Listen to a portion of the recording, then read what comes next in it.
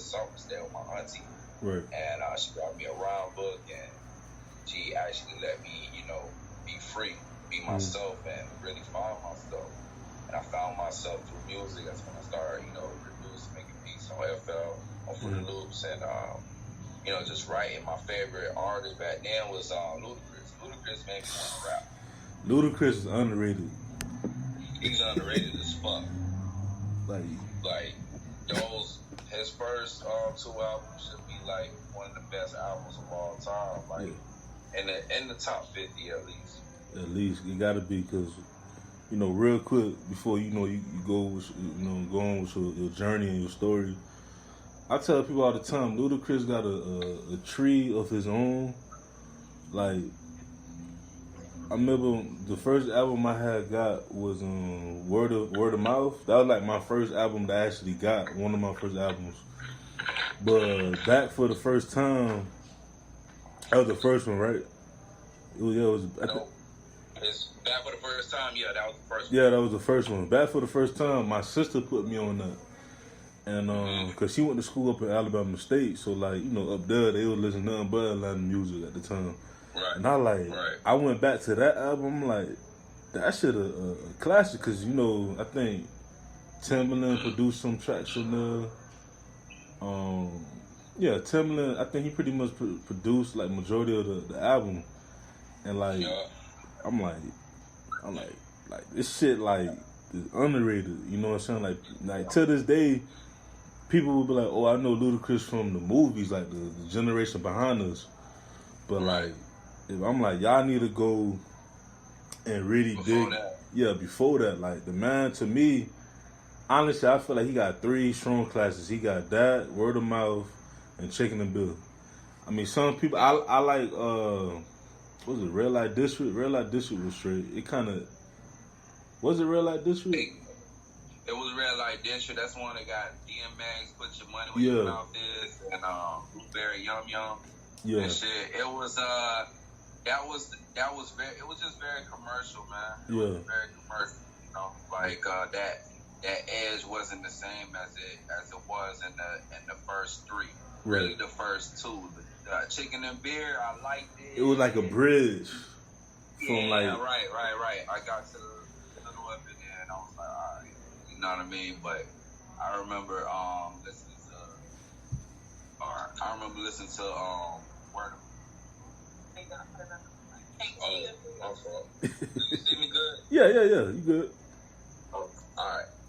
Yeah, I remember listening to like Word of Mouth all the way through. Back for the first time, that shit blew me away. I used to have that song that he did with UGK on repeat, Stick 'Em Up. Yeah, Stick 'Em Up, Stick 'Em Up. Yeah. Yeah, man, I had that shit on repeat, man, and I to this day I still remember his verse on that. But yeah, man, it was Ludacris, and Timbaland made me want to make beats. Mm-hmm. Timbaland was that nigga. He made me want to make beats, man. Anything that Timbaland was doing, I was listening to. Used to go to the flea market, get them $5 CDs, and put it in my CD player and shit. And like Timbaland and Magoo type stuff, man. But yeah, man, like that shit was started in. And then when I got to high school, it was Ghostface Killer made me serious to do rap. The whole Wu-Tang shit like was dope. But Ghostface Killer was the one that I like really followed. Got like all of his albums and shit. Why is that? Why Ghostface? I like to ask this because when it comes to Wu-Tang, like I prefer Method Man, like out of all of them. But everyone, one day some people say Ghostface, some people say Method, some people say Jizza. Like everybody got their own different type of like favorite like artists within the group. But why Ghostface Killer? I like Ghostface Killer, man, because like he's emotional. Right. Like that nigga, I don't know. I damn near felt like I felt his pain and shit when he really say what he mean and stuff. And there was more than just storytelling and everything. I don't know. I just felt like he and shit. Mm-hmm. But you know what I mean? I followed that. I fucked with Method Man, and like I kind of listened to Method Man over on some wordsmith shit. You know what I mean? Like I like Ghostface because you know what I mean. It was just on some passionate type shit, especially the one that he did with Mary J. Blige. Oh, yeah. All I Got Is You. Yeah. Yeah, and I felt that. So that's one of them tracks that's like very underrated in terms of that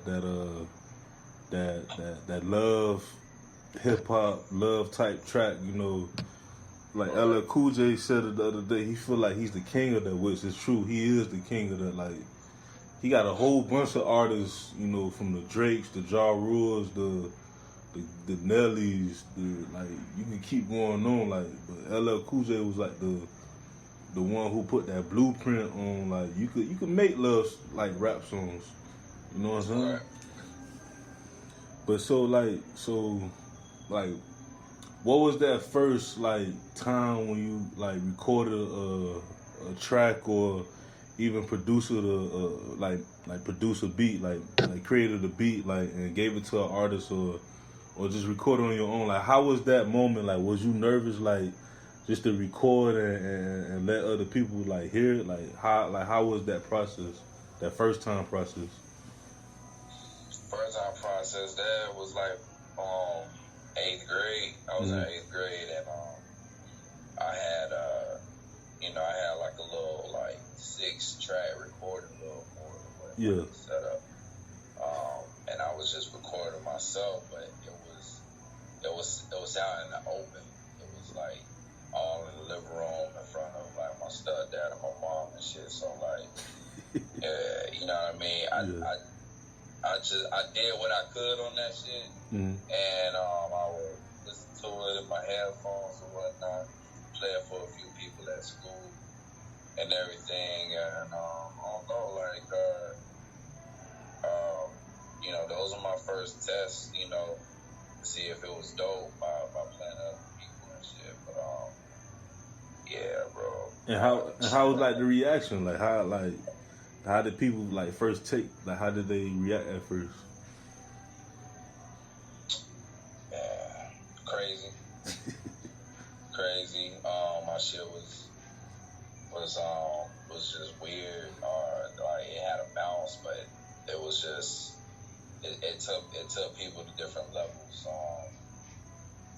It was crazy because I had a computer class, and it was for like graphic design, but you know, I told her about my interest in making beats, so I ended up just making beats in there. While everyone was doing graphic design, I'm making beats on FL on the computer.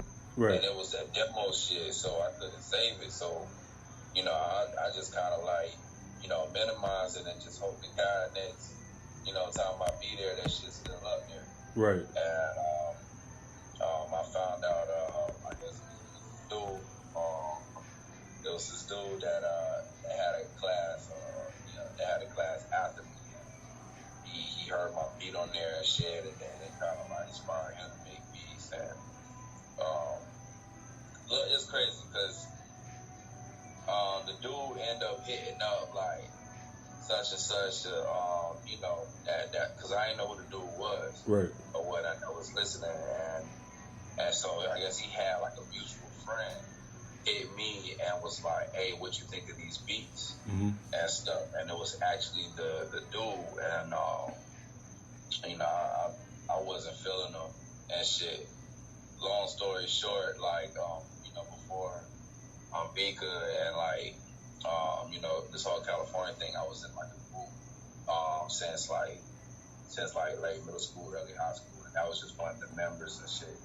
And I was just sucking up on you know what I mean? But I guess, you know, even then I was inspiring people and stuff, but you know, just looking back at it, like I'll be like, man, that shit's whack. You feel me? Like, I don't even understand how people would even get behind this. Just thinking back at where I was at in my mind and just listen to the beat, like I'm very proud of like where I'm at today. mean, that's one thing about like life. You know, it's about growth. Like, you know, at the end of the day, like, you know, shit, you'll look at something that you done maybe 2 years ago. You be like, I could have did that shit. I could have did better with that shit. Like, you know what I'm saying? So it's like that's the thing about being creative. Like, I remember the first episode I did for my podcast, first 10. I was so nervous. My first 10, like, I kept like saying some shit that I was just like, I don't like. That's me. You know what I'm saying? Right. But people, you know, till this day was like, bro, that was one of the, like, my favorite interviews. You know what I'm saying? But that's the thing about being a creative. I remember Dr. Dre said one time, he was like, he don't even listen to his own music like that. And I'm like, shit, like, I can see what he talking about now. You know what I'm saying? So. Yeah, I'm always like browsing, trying to listen to different shit. That's like outside of like hip hop or like jazz fusion or Emo Taylor. Right. Like his shit. Just different vibes and feelings. And you know what I mean? Like, even sometimes, like, I'll ask, like, B, or, you know, I'll be like, you know, how you feeling? But, like, I like to make beats off of, like, emotion. Right. You know what I'm saying? Instead of, like, a topic or whatnot, it's just, like, you know, how you feeling or whatnot, or, you know, matching it with like, put a movie on or something. Like, I used to love just putting movies on and kind of just going with whatever the energy that was going on inspired me to make a certain type of beat. Right. So let's talk about B.A.P.S University. So that's when, you know, when I heard a compilation, the album, the first one, that's when I was like, this is like a Guns and Family / like TDE type vibe. Like, you know, explain to me and like everybody else, like, what was, like, I guess, like the process of that? Cause you basically got like a whole bunch of like dope artists, you know that come in and record and, you know, just go in. So how did that all come about? Alright, well, real shit, I'm glad it looks that way. That's how it appears, but right. B.A.P.S University is me and Abika. Okay, that's what's up. It's me and Abika. B.A.P.S stands for banging ass proper shit. And pretty much how we put that B.A.P.S University, pretty much like, you know, an actual university, and, you know, we're down there like what you say? Damn man, like professors type shit, you know what I'm saying? We teachers and students and stuff like that. So it's kind of like, you know what I mean? We kind of just control the atmosphere of things, but we reach out to certain people that feel it's the right vibration for that room. Right. And stuff. So, you know what I mean? We got, before the lockdown, the guy first president, he's a friend of the family. He came to visit. Right. And just, you know, like, he came to visit from LA. You know, we stay in Hanford and she's, they hit that lockdown. Like, he hadn't been to LA since he's been, you know, the past 7 weeks and shit. He's a producer and artist. And, like, it's a lot of his production, his projects. Your audio going in and out.